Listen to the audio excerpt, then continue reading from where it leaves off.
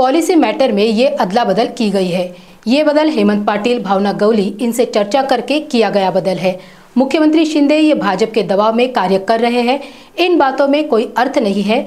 जगह जीतना ये मूल उद्देश्य होने के कारण जगह डिक्लेयर करने की हमें गड़बड़ी नहीं है। जो कुछ आमदार हमारे संपर्क में है वो आने वाले 8 दिनों में हमारे पक्ष में आएंगे। चिंता अपने पक्ष को बचाने की करनी चाहिए। ऐसी ही बालिश बातों से इनके पक्ष का नुकसान हुआ है।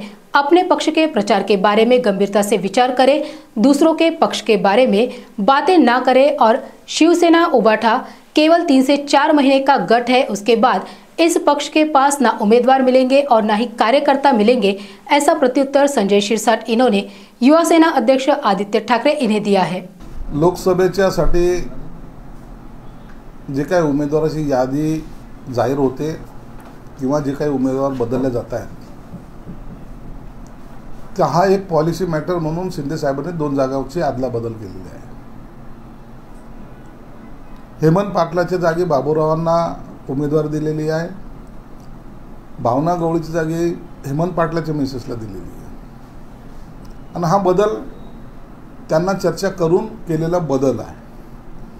परंतु काही लोकांना यामध्ये सुद्धा असं वाटायला लागलं की काहीतरी मोठा चेंजेस केला आहे आणि आता शिंदे साहेब एक भाजपच्या दबावाखाली गेलेत आणि भाजप जसं म्हणेल तसं शिंदे साहेब ऐकतायत। हे जे काही त्यांचे वल्गना चाललेले आहे त्याच्यात कोणत्याही प्रकारचा अर्थ नाही। जागा जिंकणे हा मूळ हेतू असल्यामुळे आम्हाला गडबड यादी डिक्लेअर करण्याची नाही। आम्हाला ते जागा कशा निवडून येतील यावर आमचं लक्ष आहे। म्हणून इतरांनी काय बोलावं, इतरांनी काय टीका करावी याकडे आम्ही दुर्लक्ष करतो। आम्ही त्यांच्याकडे पाहत सुद्धा नाही। आमचा पक्ष काय आहेत, आम्ही काय आहोत याची जाणीव त्यांना चांगल्या प्रकारे आहे। आणि कालच उदय सामंतने सांगितल्याप्रमाणे हे येत्या 8 दिवसामध्ये काही आमदार जे आमच्या संपर्कात आहेत ते सुद्धा आमच्या पक्षात येणार आहेत। म्हणून चिंता स्वतःचा पक्ष वाचवण्यासाठी करा। मी हे वारंवार सांगतोय। तुमच्या या नादानपणाच्या स्टेटमेंटमुळे, तुमच्या ह्या बालिशपणाच्या वक्तव्यामुळे त्या पक्षाचा सत्यानाश झालेला आहे। स्वतःच्या पक्षाचा तुमच्यावर असलेला विश्वास जर पाहिला तर त्याची जाणीव तुम्हा सर्वांना होईल।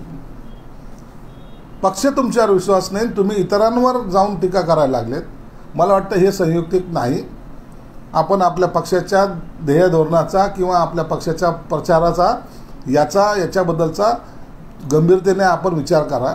दुसऱ्याच्या पक्षावर डोकू नका एवढं तुम्हाला विनंती राहणार आहे। नसता जर आम्ही बोलायला लागलो बोलूच, परंतु त्याला थोडासा अवधी आहे।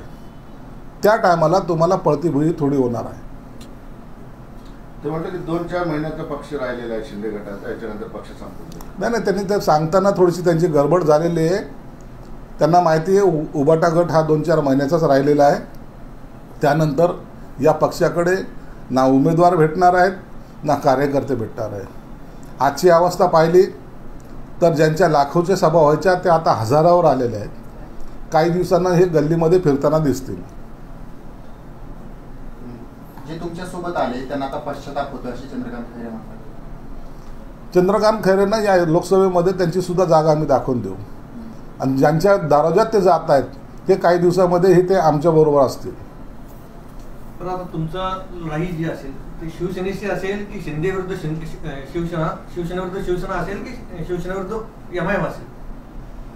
इतरची जी निवडणूक संभाजीनगरची होणार आहे ती शिवसेनेची एमआयएमच्या बरोबर असलेली लढत असणार आहे।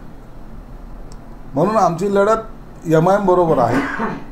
इतर कोणत्याही पक्षाशी आमची लढत नाही आहे आणि ही सीट आमच्यासाठी प्रतिष्ठेची असल्यामुळे ही आम्ही जिंकणार आहोत।